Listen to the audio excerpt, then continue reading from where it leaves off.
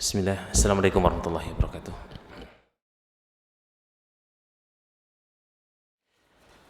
Alhamdulillah wa kafa billah, salatu wassalam ala rasulillah wa ala alihi wa ashabihi wa mawala la khawla wa la quwata illa billah.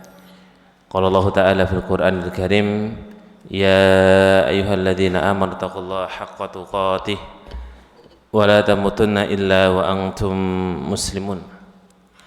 Faqala Nabi sallallahu alaihi wasallam, fa inna astaqal hadisi kitabullah wa khairal hadi hadi Muhammadin sallallahu alaihi wasallam wa syarrul umuri muhdatsatuha fa inna kulla muhdatsatin bid'ah wa kulla bid'atin dhalalah wa kulla dhalalatin finnar. Jemaah sekalian kaum muslimin wal muslimat rahimakumullah. Alhamdulillah wa syukurillah, pada pagi hari ini kita bisa ngecas kembali iman kita, takwa kita, ilmu kita. Semoga Allah Subhanahu wa taala berikan kepada kita sekalian ilmu yang berkah dan manfaat dunia dan lebih-lebih akhirat. Amin amin ya rabbal alamin. Jemaah sekalian, tema kita pada pagi hari ini kita akan mengulik terkait dengan salah satu di antara hadis Nabi sallallahu alaihi wasallam yang membicarakan tentang samaniyata abwab, 8 pintu surga, yang dimana salah satu di antara hikmah bahwa pintu surga itu ada 8, sedangkan pintu neraka ada 7. Ya, harapannya banyak orang yang bisa menggapai pintu-pintu surga tersebut, ya, sehingga dia mendapatkan surga Allah Subhanahu wa taala. Tapi jemaah sekalian rahimakumullah, kita berangkat dari surah Al-Imran, ya, yang menggambarkan di ayat 133. Allah Azza wa Jalla berfirman, wasari'u ila maghfiratin min rabbikum wa jannatin 'arduha as-samawat wal ard uiddat lil muttaqin. Dan bersegeralah kalian menuju ampunan Allah Subhanahu wa taala yang surga itu luasnya langit dan bumi, yang dimana luasnya surga itu disediakan bagi orang-orang yang bertakwa. Ya, termasuk salah satunya jemaah sekalian, puasa kita itu untuk menjadi insan yang jauh lebih bertakwa. Ya. Jadi puasa kita untuk menjadi orang yang semakin bertakwa, sehingga orang yang bertakwa itu dijanjikan Allah Azza wa Jalla dengan surga yang luasnya langit dan bumi. Dan ayat ini dikomentari oleh Ibnu Katsir, ya, rahimallahu taala. Beliau menyebutkan bahwa ayat yang mulia ini adalah ayat yang seperti dan senada dalam surat Al-Hadid, ya, ayat 21. Beda diksi tapi maknanya sama jamaah. Allah taala berfirman, sabiqun ila maghfiratim mir rabbikum. Ya, kalau tadi itu kalimatnya sariun, ini sabiqun. Apa sih bedanya sabiqun dengan sariun? Kalau orang itu lomba jemaah, ada orang lomba itu beriringan, ya, dia pokoknya sampai finish, dua-duanya finish sampai.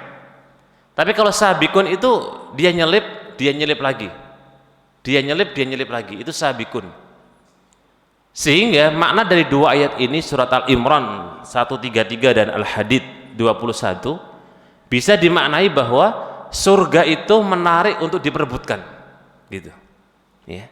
Mau pakai sariun, bersegeralah kalian, dan bersegera di sini orang itu segera hari ini dia mengamalkan amal soleh, dalam waktu hitungan detik dia beramal soleh berikutnya. Tapi kalau sabikun itu nggak pakai detik jemaah. Kalau kemudian teman kita itu nyelip dikit, kita selip lagi. Teman kita ini kita selip lagi, terus seperti itulah sampai kemudian mendapatkan surga Allah Subhanahu wa taala. Ya. Jemaah sekalian kaum muslimin rahimakumullah. Nah, dua ayat ini kemudian pernah ditanyakan oleh salah satu pemimpin Hirikal. Waktu itu orang ini mengutus utusan untuk membawa surat kepada Nabi Shallallahu alaihi wasallam. Ya. Kemudian dalam tulisan suratnya itu dia mengatakan kepada Muhammad SAW, innaka da'autani ilal jannah arduhas samawat wal ard. Kata Hirikal mengatakan, ya Muhammad, engkau serukan kepada kami orang-orang Nasrani dan engkau kabarkan kepada kalian orang-orang Muslim kalau surga itu luasnya langit dan bumi, dengan dua ayat tadi jemaah ya, dengan dua ayat yang kita baca di atas. Maka kemudian si Hirikil mengatakan, jika demikian ainan nar, di mana posisi tempat neraka? Kira-kira jamaah kalau ditanya begitu gimana jawabannya? Surga luasnya langit dan bumi, surat Al-Imran dan Al-Hadid. Kemudian ditanya, kalau begitu neraka di mana? Apa jawabannya jamaah? Wallahu a'lam, gitu aja. Pokoknya dari kemarin wallahu a'lam. Nabi itu luar biasa jamaah. Makanya ada buku bagus namanya atau judulnya Ar-Rasul Mu'allim. Nabi itu sang guru hebat. Ada juga buku khusus yang ditulis oleh para ulama dengan Ar-Rasul ya, Murabbi, Ar-Rasul Mujahid. Jadi Nabi itu punya sisi-sisi yang dimana dibedah dalam kitabnya para ulama tebal-tebal jemaah. Khusus membahas Nabi itu adalah sang pendidik, sang pengajar, sang Murabbi. Salah satunya keindahan Nabi kalau beliau ditanya oleh orang-orang seperti ini, Nabi nggak habis-habisan akal untuk menjawabnya jemaah. Sekali-kali Nabi itu kadang-kadang menjawabnya dengan logika. Itu salah satu di kitab Ar-Rasul Mu'allim. Nabi itu sang pendidik. Dan ternyata argumentasi akal itu juga dipakai oleh para ulama. Bapak Ibu bisa buka dalam kitab Minhajul Muslim, itu akan kita jumpai teori dasar yang dipakai oleh Al-Imam ya, Abu Bakar Al-Jazair.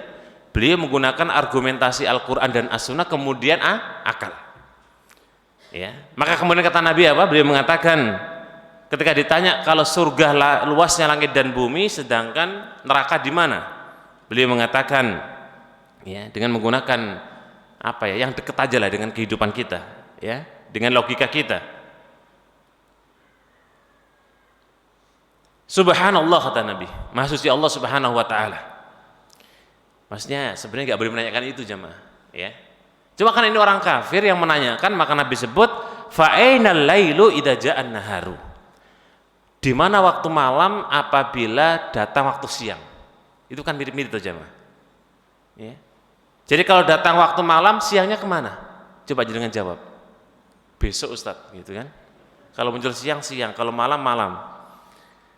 Tapi kan rotasi dalam waktu siang malam itu kan di situ jamaah. Walaupun kita dulu bicara masalah perputaran matahari, kalau matahari itu naik ya itu siang, kalau tenggelam itu malam, kan gitu kurang lebihnya. Tapi kan posisinya di situ. Sehingga ketika ada orang menanyakan di manakah neraka, neraka juga Allah sudah sediakan yang di mana neraka itu juga luas. Buktinya apa? Ketika neraka jahanam ya mengatakan kepada Allah Subhanahu wa taala, ya Rabbi hal min mazid, dalam surat Qaf, ya Allah apakah ada tambahan lagi?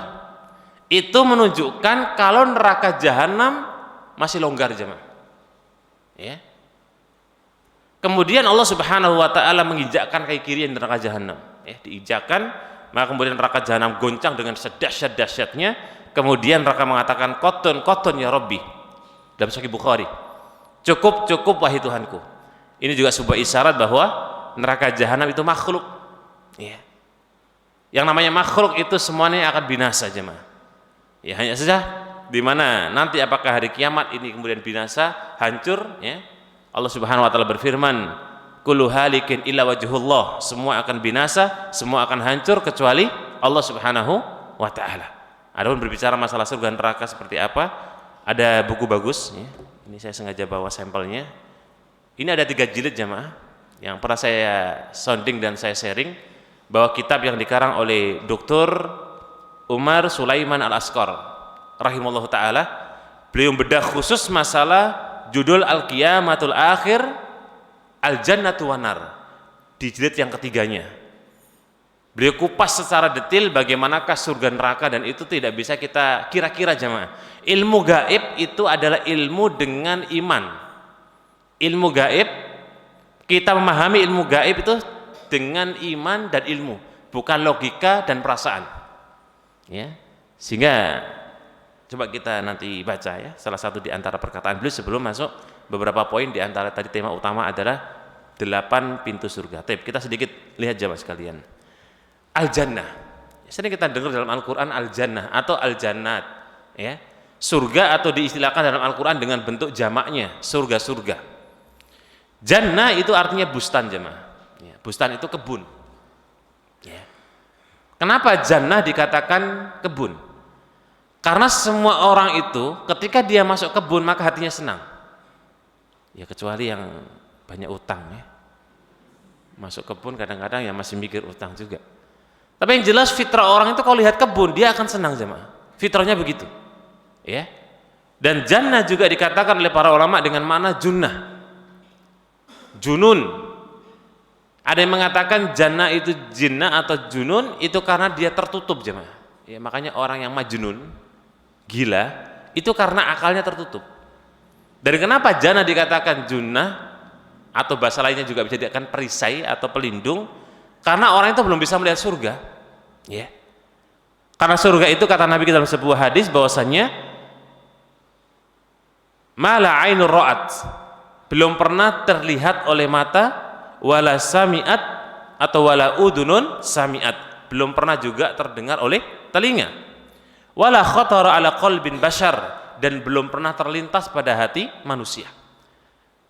Walaupun kita pernah mendengar ayat-ayat hadis-hadis bicara surga, kenikmatan-kenikmatannya, tapi cuma sekedar kita mendengar, jamaah, belum hakikat orang yang dari surga kemudian mengkisahkan dengan detil, ya. Sehingga kisah-kisah dalam Al-Quran itu adalah menggambarkan begitu dahsyat dan nikmatnya surga, ya. Sehingga kata para ulama bahwa surga dikatakan surga karena di dalamnya banyak kenikmatan. Nah, di antara sekian banyak nikmat, jamaah sekalian, Allah bagi dengan beberapa kriteria. Nah, ini semoga kita nanti mendapatkan di antara kriteria pintu surga. Makanya oleh karena itu, jamaah sekalian, kita harus membidik, ya. Kita harus mencari satu pintu surga saja yang dengan itu kita bisa masuk surga. Ya, kalau Abu Bakar As-Siddiq salah satu di antara orang yang boleh milih 8 pintu, jamaah. Abu Bakar itu mau masuk pintu ini bisa, masuk pintu ini boleh, masuk pintu itu boleh. Abu Bakar tok radhiyallahu taala anhu. Dan seorang ummahat juga punya kesempatan, dia boleh masuk pintu dari manapun dia inginkan. Dengan 3 syarat: 1, mentaati suami; 2, menjaga sholat 5 waktunya; 3, menjaga puasa wajibnya; tambahan yang keempat, menjaga iffah, kehormatannya. Ya, kalau suami nggak ada, jaga kehormatan. Kalau suami nggak ada, jangan keluar tanpa izin suami. Itu seorang wanita kalau melakukan 4 syarat itu, Nabi katakan silakan masuk surga dari pintu manapun yang kalian inginkan. Itu kehormatan bagi seorang ummahat, ya. Dan seorang laki-laki belum ada penjelasan khusus kecuali Abu Bakar As-Siddiq yang sudah dipastikan oleh Nabi SAW menjadi kandidat utama masuk surga dari pintu dan boleh milih. Itu beliau radhiyallahu taala anhu. Baik, jamaah sekalian rahimakumullah, kita masuk ke tema mengenal pintu surga.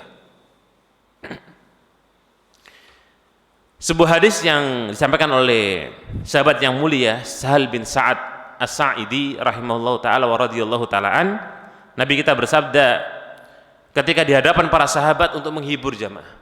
Dulu itu sahabat lah orang-orang yang perlu dihibur, ya, karena perang mereka kadang-kadang juga lelah, capek mengurusi kehidupan kaum muslimin, ya.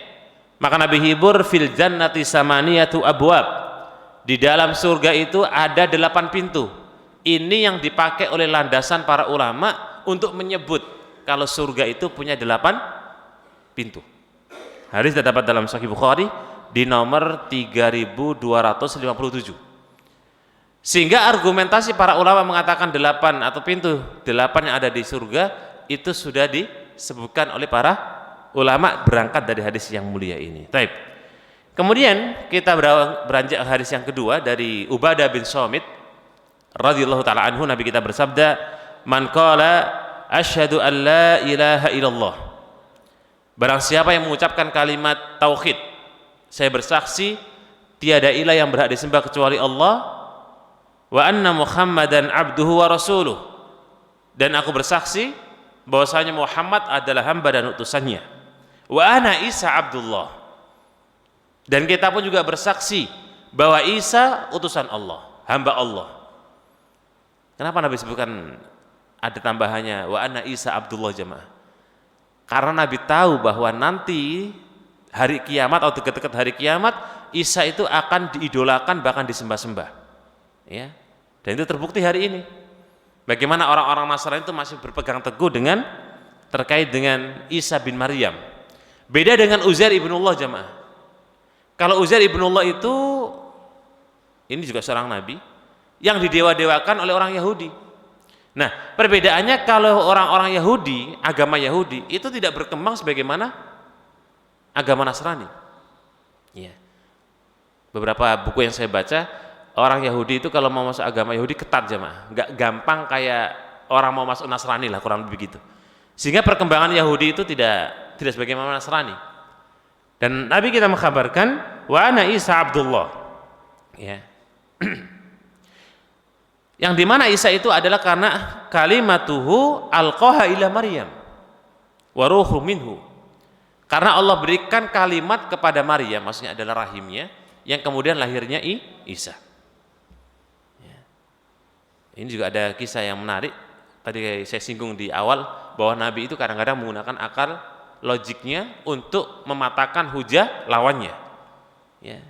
Dikisahkan bahwa dulu ada seorang ulama jamaah dari kota Yaman, di mana beliau ini datang di salah satu tempat yang diundang oleh Perdana Menteri Nasrani, bahkan didatangkan si rahib ahli ibadah untuk diskusi ilmiah.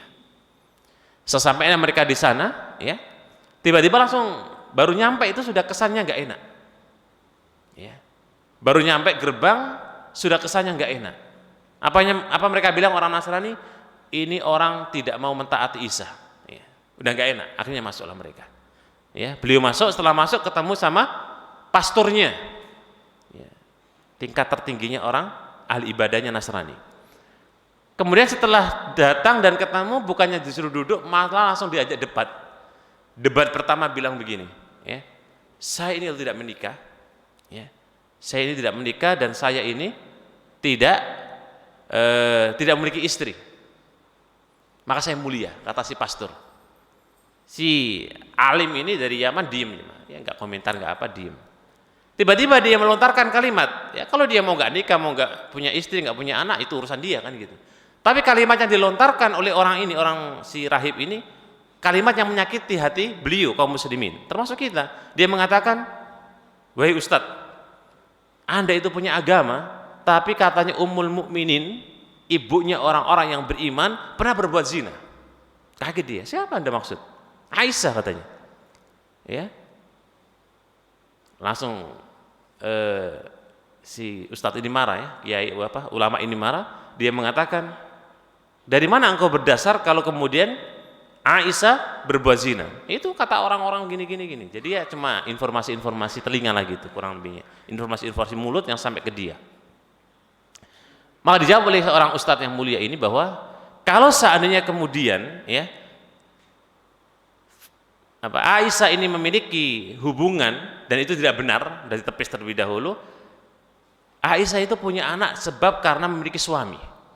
Walaupun sebagian para ulama mengatakan Bunda Aisyah nggak punya anak, tapi ada yang mengatakan Abdullah itu putra daripada Aisyah binti Abi Bakar, ya, dan wafat sebelum lahir.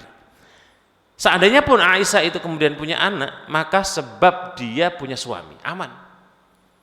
Maka kemudian digunakan logikanya, terus gimana? Ya, kalau Anda menghormati Bunda Maryam, sedangkan Maryam seorang wanita tanpa ada suami, dia hamil duluan. Apa jawabannya si rahib jemaah? Si jawabannya rahib mengatakan, Anda dusta katanya. Bukankah Allah Subhanahu wa taala memberikan nah ini maksudnya dalam perkataan Nabi ini, ya, alqaha ila Maryam ruh minhu. Bukankah kemudian Allah memberikan ruh kepada Maryam yang kemudian keluarlah Nabi Isa, junjungan kami. Kemudian si kata Ustadz mengatakan, Anda mengetahui dan meyakini kalau bahwasanya apa yang Allah berikan kepada Maryam itu adalah ruh, ya. Kenapa engkau tidak beriman dengannya? Maksudnya dengan Allah Subhanahu wa taala, kenapa beriman dengan Isa? Kan mereka ada yang kalau dalam kajian orang-orang Nasrani ada Trinitas jemaah ya. Trinitas itu ada yang mengatakan Allah, kemudian Nabi Isa dan Maryam. Ada yang dibalik Allah, Bunda Maryam, dan kemudian Ruhul Kudus. Kurang lebih begitulah. Singkat cerita, maka kemudian terjadi debat panjang gitu. Kesimpulannya, semua debat mereka ya dibantah oleh beliau dengan akal logika, dan itu dibutuhkan. Kadang-kadang ada orang yang dikasih dalil itu nggak mempan jemaah, dikasih argumentasi nggak paham juga. Ya, maka sekali-kali perlu dikasih apa? Akal logika. Nah, tapi jemaah sekalian, kita masuk di antara pintu-pintu surga. Yang pertama terdapat dalam hadis Abu Hurairah radhiyallahu taala anhu, hadisnya panjang karena ini hadis yang menggambarkan terkait dengan pintu-pintu surga. Man anfaqa zaujaini fi syai'in minal asya' fi sabilillah. Barang siapa yang berinfak ya, dua kendaraan terbaiknya di jalan Allah Subhanahu wa taala. Ya. Ya, mau dia berinfak mungkin apa yang dia miliki ya dan yang lain sebagainya, fadu'iya min abwab, maka dia akan dipanggil dari pintu-pintu surga. Ya. Kenapa Nabi mengawali dengan kalimat infak jemaah atau sedekah atau anfaqah? Karena infak itu amal yang dinanti-nanti oleh semua orang yang sudah meninggal dunia. Semua orang yang sudah mati itu dia menanti-nanti kapan saya dihidupkan, saya akan sedekah. Ya. Bukankah juga Nabi kita mengingatkan pada seorang wanita ketika di Masjid Gomamah jemaah, bahwa ketika Nabi mengatakan khutbah bahwasanya saya melihat kalian para wanita kebanyakan penduduk neraka, maka silakan kalian sedekah, silakan kalian infak. Maka Nabi keluarkan para sahabiah keluarkan semua emas-emas mereka jemaah, ya, infak. Sehingga Nabi awali dengan kalimat infak, harapannya menjadi motivasi kita, ya semampu kita jemaah, nggak harus kemudian banyak. Ya, kalau banyak ikhlas, masya Allah itu luar biasa. Kemudian Nabi sebutkan, ya Abdullah, ya, wahai hamba Allah, man kana min ahli shalah du'ya min babis shalah. Ini yang pertama. Ya, dipegang jamaah ya, diingat. Ketika orang itu adalah orang yang ahli salat, maka Allah akan panggil dia dari pintu salat. Ingat, berarti pintu pertama pintu salat. Pertanyaan kita jamaah, kira-kira cukup nggak modal kita untuk sholat kita bisa mengetuk pintu surga babus sholat? Halo, cukup mboten modalnya? Kayaknya masih ragu Ustaz. Kayak kalau bab sholat agak deg-degan kita ini. Sholat itu jamaah sekalian, masya Allah, amal yang sangat-sangat sulit. Ya. Siapa yang bilang gampang jamaah sholat itu? Satu-satunya amal, bisa kita katakan demikian, yang Nabi contohkan dalam hadis, yang dimana dalam hadis itu beliau sebut bahwa sholat ini zuyyina sholatahu ria'an nasi. Kalau ada orang sholat kemudian dalam rangka ingin dilihat oleh orang lain, maka itu namanya riya, dan itu bisa menggugurkan semua amal sholat kita, menggugurkan pahala semua amal sholat kita. Dan riya jamaah sekalian itu letaknya pada amal dohir, amal yang kelihatan seperti sholat, infak, bantu orang. Kalau sum'ahnya lebih kepada pendengaran, baca Quran misalnya, ya. Sehingga kalau orang itu kemudian sholat, berpotensi, berpeluang untuk dia ingin pamer sholatnya jemaah. Betul tidak? Besar kemungkinan itu. Padahal riya itu jamaah sekalian, masya Allah, ini yang perlu kita waspada juga. Bicara masalah fitnah akhir zaman, yang dulu tidak ada, nanti akan ada. Hari ini ada, besok mungkin ada, dan bahkan lebih banyak lagi. Fitnah Dajjal jemaah, ya, yang semua para nabi sudah mengingatkan umatnya akan akwar, akan bahayanya Dajjal. Apa kata Nabi? Ala adullukum ala ma huwa akhfa indi. Maukah aku beritahu kalian wahai sahabatku, fitnah yang paling aku khawatirkan melebihi turunnya Dajjal. Qalu, mereka saling mengatakan bala, nggih ya Rasulullah. Faqala Nabi sallallahu alaihi wasallam, maka Nabi kita bersabda, as-sirkul khafi, syirik yang tersembunyi. Kalau bahasa kita riya. Riya itu jamaah sekalian lebih kepada amal-amal dohir sholat. Makanya Nabi contohkan, kalau ada orang berdiri sholat, kemudian dia perbaiki sholatnya, dia perindah sholatnya, karena ingin dilihat oleh manusia, maka potensi sholat kita ini sangat berat kalau ingin mengetuk pintu surga, pintu sholat. Ya, tapi ya kita berusaha jamaah. Bismillah. Ya. Semoga pintu surga pun terbuka untuk kita. Kalau sudah tiket pintu surga terbuka, cukup jamaah, cukup. Ya, ya kecuali jenengan kayak Abu Bakar As-Siddiq gitu, tapi nggak bisa. Karena satu-satunya yang bisa ngetuk 8 pintu adalah Abu Bakar As-Siddiq radhiyallahu taala anhu. Makanya Nabi SAW itu ketika di akhir hidupnya, wasiat beliau apa jamaah? Wasiatnya cuma satu, ya. Arih Nabi sholat, tolong senangkan aku, bahagiakan aku dengan sholat. Beliau cuma minta itu jamaah. Sampai di 3 hari sebelum beliau wafat, beliau merangkak bangun dari tempat tidurnya, kemudian terjatuh, diangkat oleh Fadl bin Abbas, kemudian tanya, ya Rasulullah, panjenengan badhe nopo? Kok sampai jenengan mencoba untuk bangun dari tidur dan terjatuh? Saya mau lihat, apakah sahabat-sahabatku sedang sholat? Ya karena kan nggak jauh jamaah. Rumah Nabi di sebelah kanan mimbar, beliau ingin berdiri lihat dari jendelanya saja. Sudah enggak? Sudahkah sahabatku sudah sholat? Kemudian Fadl bin Abbas menengok karena Nabi sudah enggak mampu berdiri jamaah. Maka kemudian kata Fadl, mereka sedang sholat ya Rasulullah. Dan memang sedang sholat. Imamnya Abu Bakar As-Siddiq. Maka Nabi langsung tenang, beliau tidur. Begitulah Nabi kita jamaah. Beliau itu minta agar kemudian sahabatnya memperhatikan sholatnya. Maka muncul sebuah hadis, ya, yang Nabi katakan bahwasanya idza qumta ila shalah fasholli sholata muwaddi'in. Jika kalian mau sholat, maka jadikanlah sholat kalian itu seakan-akan perpisahan untuk kalian. Ya karena sholat itu masya Allah, awwalu ma yuhasabu bil abdu yaumal qiyamah as-sholah, yang disidang pertama kali sebelum hajinya, sebelum sedekahnya, sebelum jihadnya, sebelum baca Qur'annya, sebelum bantu orang, sholatnya dulu jamaah. Ya, sholatnya dulu. Nabi katakan apa? Idza saluhat saluha sairu amali. Kalau sholatnya ini beres, bisa dipastikan amal-amal yang lainnya beres. Fa idza fasadat, kalau bermasalah sholatnya, bisa dipastikan amal-amal berikutnya bermasalah. Makanya oleh karena itu, jamaah sekalian kaum muslimin rahimakumullah, jenengan tandai orang-orang soleh itu sholatnya. Kalau sholatnya sregep, rajin, taat, apalagi yang bapak-bapak di masjid, masya Allah, insya Allah kemaksiatan lebih sedikit.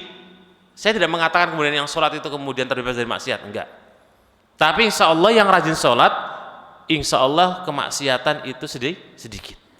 Tapi kalau nggak pernah sholat, ya, apalagi bolong-bolong, apalagi kemudian menyepelekan, ya, ini naudzubillah. Bukankah ancaman Allah berikan dengan satu amal, sholat cukup orang itu dijebloskan ke neraka jamaah? Allah berfirman, wailul lil musallin alladzina hum an sholatihim sahun. Wailun itu kalau di buku ini, ya, salah satunya di buku yang kita bawa, wailun itu nama di antara nama neraka jemaah. Berarti kalau kita artikan, orang yang sholat masuklah ke neraka wail, ya. Kenapa mereka masuk ke neraka wail? Alladzina hum an sholatihim sahun. Karena sholatnya lalai, karena sholatnya bermasalah. Bayangkan, sudah ibadah, sudah sholat, Allah ancam. Itu amal sholat jamaah. Ada orang amal yang kemudian diancam oleh Allah Subhanahu Wa Taala, haji gitu misalnya? Enggak. Yang bentuk amalnya loh ya. Kalau masalah tidak ikhlas, Allah ancam semua amal. Allah ancam semua amal. Tapi untuk amal khusus, Allah sebut wailun lil musallin. Masuk neraka wail bagi orang-orang yang bermasalah sholatnya. Allah sebutkan ibadahnya jamaah, bukan secara umum, ya. Itu menunjukkan bahwa sholat ini masya Allah amal ibadah yang berat. Nah, tapi itu yang pertama jamaah sekalian, ya, babus sholat. Yang kedua, ya, wa man kana min ahli jihad du'iya min babil jihad. Pintu yang kedua, siapa yang ahli jihad dan dia mendapatkan syahid di medan perang, maka dia mendapatkan pintu jihad. Ya, jihad kita sekarang apa jemaah? Ya alhamdulillah wa syukurillah, perlu kita syukuri negeri kita Indonesia ini negeri yang aman, tenang, ya, makmur alhamdulillah. Enggak ada perang-perang, enggak ada kemudian pembantaian, ya. Alhamdulillah. Coba jemaah sekalian bayangkan di kaum muslimin di luar sana, Palestina, itu sampai hari ini bisa dikatakan adalah negeri makrokah, ya, negeri perang. Suatu saat dia akan terjadi perang, suatu saat akan digempur oleh kaum kufar dan sebagainya. Kita aman alhamdulillah. Sehingga kata Ibnu Utsaimin, makna jihad yang ada di sini memang jihad melawan musuh. Berarti kalau kita berharap pintu kedua kayaknya kecil jamaah, betul ya? Ya kecuali datang ke Palestina atau berangkat ke sana. ya, insyaallah taala. Tapi jamaah sekalian, ada jihad yang mungkin kata para ulama sebagian menyebut jihad yang jauh lebih berat, lebih besar daripada jihad melawan orang-orang kafir. Al-Imam Bukhari menyebutkan, "Adz'abu ya, anis sunnah afdalu minal jihad." Orang itu membela kehormatan sunnah Nabi, membela ajaran-ajaran Nabi, itu adalah jihad yang paling afdal dibanding dengan jihad perang. Jika tidak ada perang jamaah ya, kalau ada perang lebih afdal perang. Artinya apa? Kita belajar mempelajari tentang terkait dengan sunnah-sunnah Nabi itu jihad. Ya. Dong kita itu kadang-kadang bawa pulpen aja nggak kuat loh jamaah. Ya. Paham maksudnya nggih? Pulpen baru nulis jatuh lagi. Tulis lagi jatuh lagi. Kenapa? Ngantuk kita kadang-kadang. Kalau kita belajar itu loh, kan bawa pulpen tuh ditulis gitu, jatuh pulpennya. Baru ngangkat pulpen aja nggak mampu kadang-kadang kita jamaah. Kenapa? Ya mungkin karena rasa kantuk ketika belajar, datang nuas macam-macam, gangguan setan. Padahal jihad hari ini jamaah, jihad kita hari ini jihad melawan kebodohan. Yang belum tahu bagaimana tata cara berwudu dengan baik, kita belajar itu jihad. Belum tahu tata cara bagaimana sholat yang benar, kita belajar kitab bussolah. Semua yang bab masalah kewajiban kita pelajari itu jihad. Dan jihad itu maknanya luas. Cuma Allah panggil khusus yang dalam hadis ini bukan jihad itu jamaah ya, tapi jihad melawan orang kafir. Taib. Itu pintu kedua. Pintu apa? Jihad. Ada peluang jamaah? Lebih kecil daripada yang pertama ya. Tadi kita tanya pintu sholat kira-kira ada peluang? Belum. Pintu jihad? Belum. Taib. Yang ketiga. Wa man kana min ahli shadaqah du'iya min babis shadaqah. Pintu yang ketiga, barang siapa yang rajin dan ahli sedekah, Allah panggil dari pintu sedekah. Sedekah ini ya bisa dibilang gampang-gampang sulit lah jamaah. Wong kandidat penduduk neraka itu yang ketiga, yang pertama kali Allah panggil itu adalah ahli sedekah. Itu kan menunjukkan bahaya jemaah. Ada 3 amal yang duluan Allah panggil dan dia dijebloskan ke neraka jahanam. 1, orang yang jihad fisabilillah. 2, alim, orang yang berilmu. Yang 3 adalah orang yang ahli sedekah. Itu Allah panggil dulu, Allah tentukan dia. Kok kemudian karena ingin dipuji oleh manusia 3 amal tadi, maka dijebloskan ke neraka. Orang sedekah itu jamaah sekalian, kalau istilah kita bantu orang juga, itu dalam Al-Quran disebut oleh Allah Subhanahu Wa Taala amal sedekah atau bantu orang itu pahalanya bisa gugur. Kapan? Kalau orang itu manan, diungkit. Wah dulu kalau masjid Al-Furqan nggak tak bantu mimbar, nggak ada mimbar tuh, misalnya gitu. Wah dulu kalau misalnya masjid ini nggak tak bantu nggak akan jadi.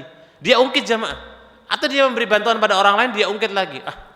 Dulu ini bapak kalau nggak tak bantu nggak akan sukses. Semua amal pemberian dan bantuannya lebur jamaah tanpa tersisa. Itulah kata para ulama dan bahkan Nabi sebutkan amal yang kemudian sudah sampai kepada Allah, hampir sampai, bisa jadi gugur lantaran disebut-sebut lagi. Maka oleh karena itu kenapa Nabi katakan salah satu yang mendapatkan naungan di hari kiamat orang yang sedekah yang dimana tidak ditahu oleh tangan kirinya. Jadi ini sedekah, ini nggak ngerti jamaah. Itu ilustrasi ya, bukan artinya kemudian ini nggak tahu, tapi orang lain nggak ada yang tahu. Karena sedekah itu masya Allah jamaah, ya. Saya bilang gampang-gampang sulit. Hari ini kita yakin bisa ikhlas, tapi ketika kemudian ada orang mengungkit malah sedekah, bicara orang sedekah itu berat. Ya, makanya Allah sediakan khusus pintu apa? Sedekah. Yang keberapa jamaah? 3. Pertanyaannya yang ketiga, ada peluang? Insya Allah ya. Kalau yang ketiga ini insya Allah, saya yakin jamaah sekalian kalau sedekah tutupin rapat. Sampai kalau bisa temannya mau nyontek nggak boleh, kita sembunyikan ya, karena nominalnya dikit. Kalau banyak, Pak, Bu, itu kalau banyak. Tapi nggak di sini, nggih. Tapi kalau sedikit tutupin. Padahal Allah itu nggak lihat banyak dikitnya jamaah. Enggak. Allah lihat ketika orang sedekah itu ikhlasnya, bukan banyak dan dikitnya. Makanya para sahabat itu pernah memberikan sebuah contoh yang terbaik ya. Munculnya sebuah hadis mandalla atau man hasana alal Islam atau maqam Quran Nabi ya. Barang siapa yang memberikan contoh yang baik dalam Islam, maka baginya kebaikan, dan kebaikan juga untuk dia ketika ada orang yang mengikuti amal sepertinya. Waktu para sahabat kemudian kumpul, Nabi katakan, siapa yang mau sedekah? Mereka pada malu-malu semua jemaah, sahabat Nabi. Siapa yang mau sedekah silakan. Gak ada yang mau, gak ada yang berani duluan. Tiba-tiba kemudian ada sahabat yang langsung mengeluarkan hartanya di hadapan para sahabat, di hadapan Nabi SAW. Saya Rasulullah, letakkanlah harta beliau. Dan kelihatan jamaah, ada nominalnya di bawah di depan Nabi SAW. Ya, nggak sembunyi-sembunyi kayak kita. Ya. Karena jangan-jangan nggak sembunyi itu juga nggak ikhlas, jangan-jangan. Ya. Maka kemudian kata Nabi apa? Beliau munculkan hadis, ya, siapa yang memberikan contoh yang baik dalam Islam, maka mendapatkan kebaikan bagi orang yang memberikan contoh ketika ada orang yang mengikuti, tanpa mengurangi pahala orang tersebut. Setelah itu mereka sahabat berbondong-bondong untuk sedekah. Maka orang yang pertama jamaah mendapatkan ganjaran semua orang-orang yang sedekah di waktu itu. Mandala ala khairin falahu ajri fa'ilihi wa la yanqusu bidzalika syai'. Barang siapa yang memberikan contoh dalam kebaikan kemudian diikuti oleh orang-orang lain, maka baginya kebaikan, ya, dan tidak mengurangi kebaikan orang-orang yang beramal. Sedekah jemaah, insyaallah, ya. Infak. Makanya infak ini luar biasa. Nah, bicara infak, sedekah dan zakat itu pembahasan lain, tapi singkat saja. Zakat itu wajib jemaah. Zakat itu wajib dan itu rukun Islam. Cuma sekarang ini wallahu a'lam, ya, sebagian di antara kita kaum muslimin ada yang memaknai zakat dengan makna yang sempit. Zakat bulanan. Zakat gaji. Zakat kalau kita bicara zakat itu haul jamaah, ada masanya setahun. Kemudian sampai nisab, ya, sampai nisabnya 85 gram emas, kalikan aja. Kalau harga emas 10 juta misalnya, banyak kan gitu. Kalau harga emas 1 juta kalikan 85, itu baru kita zakati.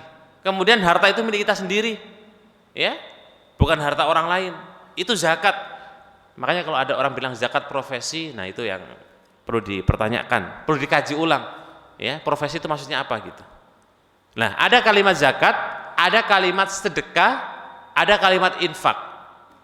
Kalau yang dipakai dalam redaksi Al-Quran itu kalimat infak atau nafaqah, ya, yang sering muncul. Kalau orang itu kemudian sedekah itu sama, ya, itu sunnah. Infak, sedekah itu sunnah. Yang wajib adalah zakat. Maka kata Nabi, siapa yang ahli sedekah, yang sering bantu, ya, maka dia akan diberikan pintu khusus yang disebut dengan pintu sedekah yang ketiga jemaah. Ya, semoga Allah Ta'ala berikan kita keikhlasan untuk sedekah. Dan saya yakin di bulan Ramadan ini Bapak Ibu semua pasti bawa uang kemudian ditaruh ke masjid, ya, untuk sedekah kita. Baik, yang keempat jemaah sekalian. Wa man kana min ahli siyam. Nah, ini pas ini tema kita, ya, dalam kondisi hari ini juga. Wa man kana min ahli siyam du'iya min babis siyam ay babir royan. Siapa yang ahli puasa, maka Allah akan panggil dari pintu puasa atau pintu royan. Dan ini kayaknya peluangnya besar jemaah. Betul enggak? Yakin? Enggak juga. Pertama sudah agak-agak yakin, kedua apalagi, ya, ketiga juga enggak yakin, keempat enggak yakin juga. Jadi pintu royan jamaah puasa. Ada yang berani jamin jamaah puasa hari ini 18 puasa nih, betul? Ramadan. Ya, kurang lebih. Ada yang sudah yakin diterima satu aja? Kayaknya enggak yakin Ustaz, wallahu a'lam gitu. Jamaah sekalian kaum muslimin rahimakumullah, sedikit ya agak keluar dari pembahasannya. Saya yakin jamaah yang rajin dan taat, ya, sekelas panjenengan, dosa maksiat dohir pasti insya Allah kita mencoba untuk menghindari. Contoh misalnya makan di pinggir jalan menghindari, minum es teh siang hari menghindari, mencuri menghindari, membunuh menghindari, apalagi gosok menghindari, ya, minum khamr apalagi menghindari. Insya Allah Bapak Ibu bisa mencoba menghindari semua dosa-dosa itu. Tapi kalau dosa hati siapa yang bisa jemaah? Dosa hati itu banyak, ya.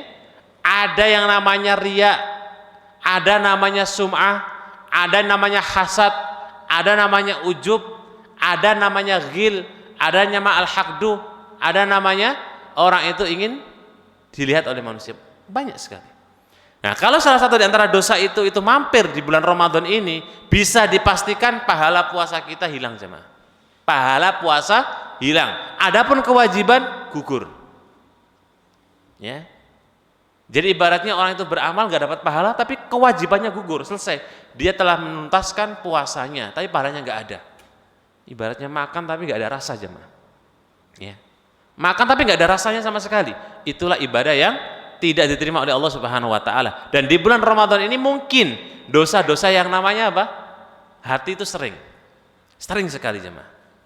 Ya, contoh pulang gitu ya, habis kajian, kok tetangganya beli motor baru, langsung bilang, itu loh Pak, tetangganya beli motor baru, kapan kita Pak? Gitu.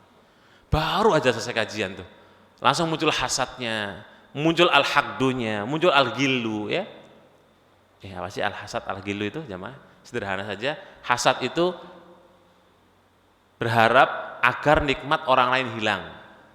Al-haqdu itu dengki, al-gillu itu iri.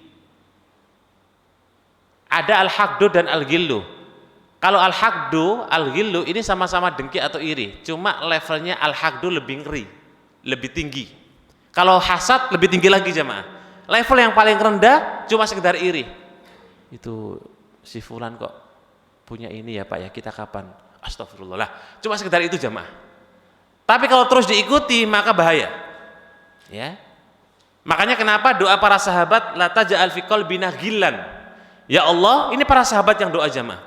Sabiqunal awwalun dari kalangan muhajirin dan ansor, mereka berdoa, ya Allah janganlah engkau jadikan hati kami ini punya gil. Gil itu kecenderungan untuk iri pada orang lain. Jangan ada di sini ya Allah. Ya. Karena kalau sampai muncul itu bahaya. Makanya doa mereka apa? Gil. Ya. Karena mereka nggak punya sifat hasad, nggak punya sifat apa? Al-haqdu. Adanya mungkin rasa iri. Ya, makanya minta pada Allah Subhanahu Wa Taala, jangan jadikan hati kami ya Allah punya sifat gil, iri. Ya, karena iri itu dalam bahasan fikih juga boleh, jemaah. Dua hal. Ya, monggo Bapak Ibu iri, tapi dua hal ini saja. Selain ini jangan pernah muncul di lisan kita. Yang pertama adalah melihat ada seorang rajulun atau hikmah. Bapak Ibu lihat ada seorang yang diberikan hikmah oleh Allah, diberikan ilmu, diberikan kesolehan, dan dia beramal di atas ilmu dan solehnya. Contoh, Masya Allah, saya lihat Bapak ini kok rajin banget ya, kapan saya seperti beliau? Boleh, monggo, nggak ada masalah. Bahkan itu disunahkan dan dianjurkan. Lihat ada ibu-ibu yang rajin ibadah, taat, pokoknya luar biasa, kita mengatakan, wah kapan saya seperti ibu itu, monggo. Yang kedua, melihat orang yang ahli sedekah dan kita ingin sedekah. Ini Bapak kok rajin banget sedekahnya, saya kapan, monggo. Dua hal ini yang Nabi perintahkan, jamaah, sisanya nggak boleh. Ya, sisanya apa? Nggak boleh. Baik. Nah, di bulan Ramadan ini, ya, di puasa ini Allah sediakan pintu khusus disebut dengan pintu Royan. Ya, dalam hadis yang panjang Nabi sebutkan bahwa ketika semua sudah masuk dalam pintu Royan, maka pintu itu terkunci dengan otomatis, jemaah. Wala yadkhulu minhu ahadun illa shaimun. Tidak ada yang masuk dari pintu ini, pintu puasa, kecuali memang orang-orang yang ahli puasa. Ya, makanya kalau puasa kita benar diterima insya Allah. Minimal tiket masuk surga dengan pintu apa? Pintu puasa. Baik. Yang kelima, jemaah sekalian. Ya, ini hadis yang berbeda. Kalau tadi yang 4 utuh itu hadis yang utuh, hadis yang 1 terkait dengan pintu 4. 4-nya di hadis yang berikutnya. Fadzakara Muslim fil hadisi. Terdapat dalam Sahih Muslim, ya, di nomor 183, Rasulullah menyebutkan wazada min samaniyah, dan ada tambahan dari 8 pintu surga. Yang keempat dan yang kelima adalah babut taubah. Ya, ini gampang insya Allah. Nah, ini peluang besar, jamaah, jangan sia-siakan. Taubat itu saya yakin gak ada orang yang gak ikhlas. Ya Allah, saya taubat padamu, separuh ikhlas saja, gak ada. Semua orang taubat pasti nasuha, berupaya begitu. Walaupun kadang-kadang terulang, tapi nggak apa-apa, jemaah. Justru Allah Subhanahu Wa Taala itu senang dengan seorang hamba dia maksiat kemudian dia taubat. Allah senang. Ya. Kullu bani Adam khata'un wa khairul khata'ina at-tawwabuna. Semua kita itu punya salah. Di saat kita bersalah segera taubat, ya, kepada Allah Subhanahu Wa Taala, dan itu disebutkan khairut tawabin. Sebaik-baik orang yang berbuat salah adalah bertaubat. Nah, kemudian yang keenam, jamaah sekalian, pintu surga yang Allah sediakan juga adalah babul kadiminal ghaid, pintu menahan amarah. Nah, ini yang abot ini. Ya, Judulnya sih enak, menahan amarah itu gampang. Tapi kalau faktanya, wah, nggak ada ceritanya Bapak Ibu orang lagi tengkar, ntar dulu, tak tahan dulu. Wah, setelah ditutup duluan. Ya. Kita lagi marah emosi, sebelah juga emosi, kemudian kita tahan dulu, kita bilang, ntar ya Mas ya, saya tak tenangkan diri dulu, baru kita marah-marahan lagi. Ada? Nggak ada. Orang yang namanya udah emosi itu jamaah sekalian sudah. Ya. Kalau bawa parang ya bacok-bacokan. Ya. Kalau mau mukul gitu. Makanya kalau lagi marah tahan jamaah. Termasuk dalam bab masalah mendidik. Nah ini, ya. Perkara yang berat itu kalau kita mendidik anak-anak kita, mendidik istri atau sebaliknya seorang istri juga kemudian terhadap suaminya, kalau nggak bisa menahan amarah, kadang-kadang keluar cacian, hinaan, macam-macam. Tahan jemaah. Ya. Karena orang yang bisa menahan amarah disediakan Allah Subhanahu Wa Taala pintu di mana dengan pintu al-ghaid al-qadimin. Tahu. Berikutnya sisa 2 jemaah. 2 ini pintu VIP. Ini sebenarnya panjang mau saya bilang, cuma karena waktu saya sengaja taruh di belakang karena 2 pintu ini adalah jalur VIP Bapak Ibu. Ya. Dan ini besar peluangnya. Pintu yang ke-7 adalah pintu yang Nabi sebut dengan pintu yang berada di sebelah kanan. Jadi gambarannya pintu 1 A B C D 8 gitu ya. Nah, pintu sebelah kanan yang berada dalam surga utama, nanti kita akan sebutkan yang 8 pintu surga utama. Sebelah kanan itu adalah ausat min birril walidain. Pintu gerbang surga sebelah kanan yang paling istimewa nomor 2 adalah pintu birrul walidain. Dalam hati kecil kita, aduh Ustaz, Bapak Ibu sudah enggak ada. Ada solusi jamaah. Ketika sahabat curhat, ya Rasulullah, bagaimana orang tua kami yang sudah meninggal dunia? Doakan dia, itu birrul walidain kalian. Kalau orang tua sudah meninggal, jamaah sekalian, 1 doakan. 2, berbakti dan berbuat baik dengan paman-paman kita dan teman-teman orang tua kita. Makanya kalau jamaah sekalian, barangkali seperti saya, Bapak sudah tidak ada, siapa jadi keluarganya Bapak? Paman-paman, datangi semua jamaah di bulan besok ini, di akhir Ramadan. Teman-temannya Bapak, datangi semua. Ya, itu termasuk birrul walidain kita.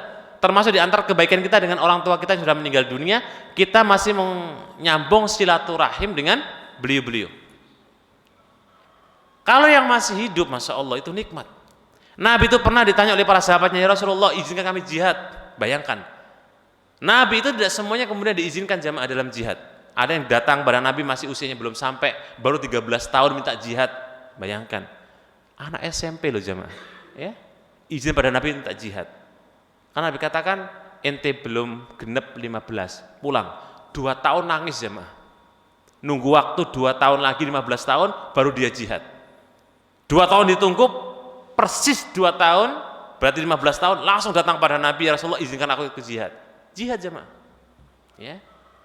Akhirnya di usia-usia yang masih muda, dan salah satu yang kemudian membuat Abu Jahal itu hampir mati, itu kata Nabi, ada 2 anak kecil, yang minta izin kepada Hamzah, baik paman, saya mau tahu di mana Abu Jahal, tunjukkan kepada saya. Itu orangnya di depan sampean. Ketika ditunjukkan bahwasanya Abu Jahal di depannya, 2 anak kecil ini jamaah seperti anak panah yang sedang menuju sasarannya. Belum sampai ke Abu Jahal sudah tewas duluan.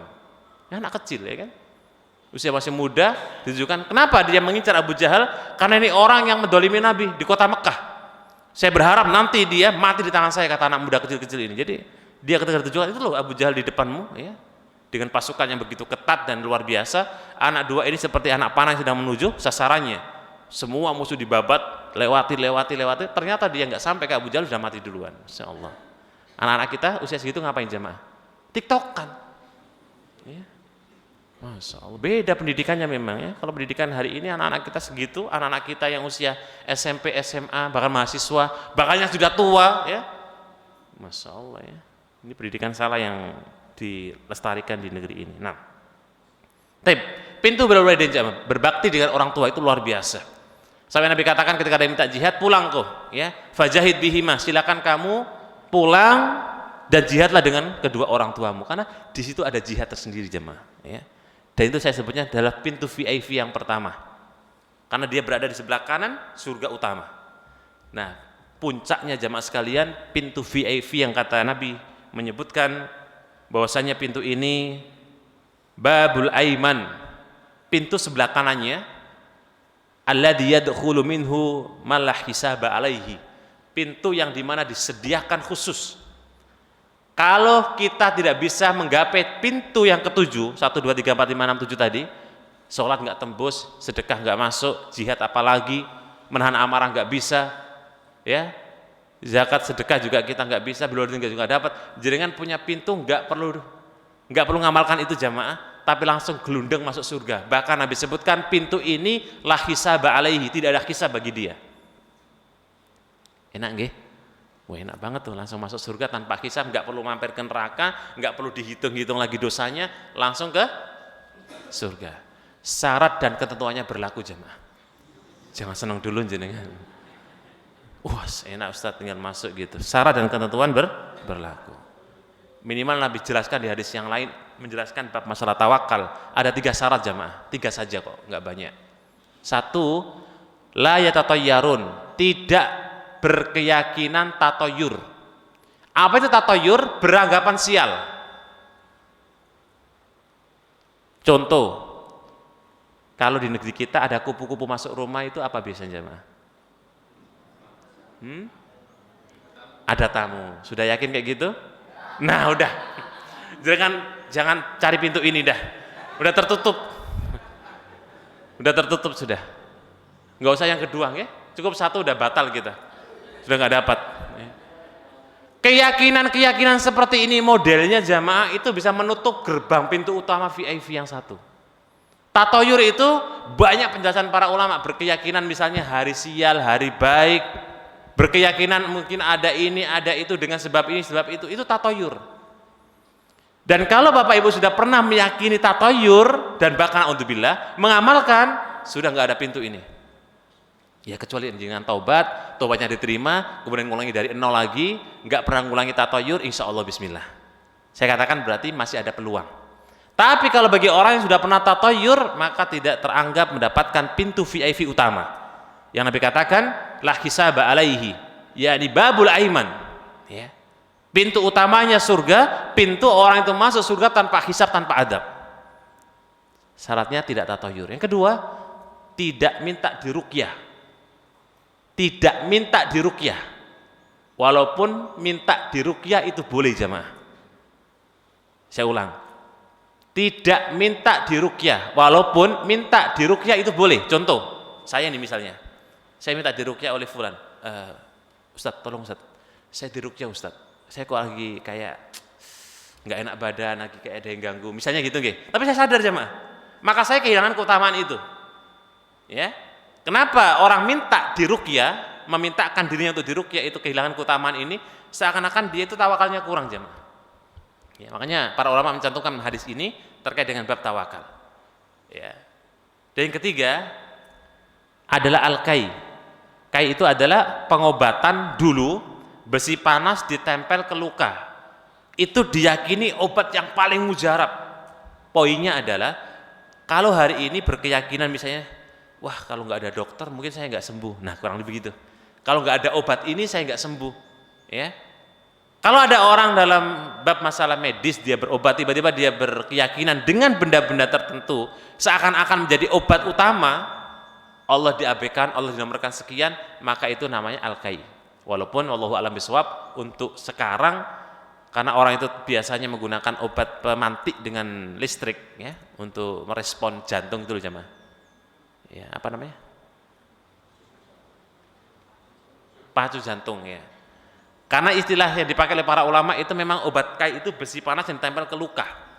Wallahu a'lam mungkin mirip-mirip dengan pemacu jantung lah gitu. Harapannya dia hidup, ya. Padahal ketika bicara masalah ini biasanya orang itu tawakalnya kepada Allah kurang. Nah, maka poinnya adalah tawakal. Nah, jamaah sekalian rahimakumullah, pintu babul aiman sebelah kanannya lagi yang tadi kita sebut VIP ini sangat istimewa. Karena Nabi sebutkan ada 70.000 umat Nabi yang masuk surga pintu ini jamaah. 70.000. 70.000 dikalikan 70.000, karena setiap 1 orang bawa 1 orang.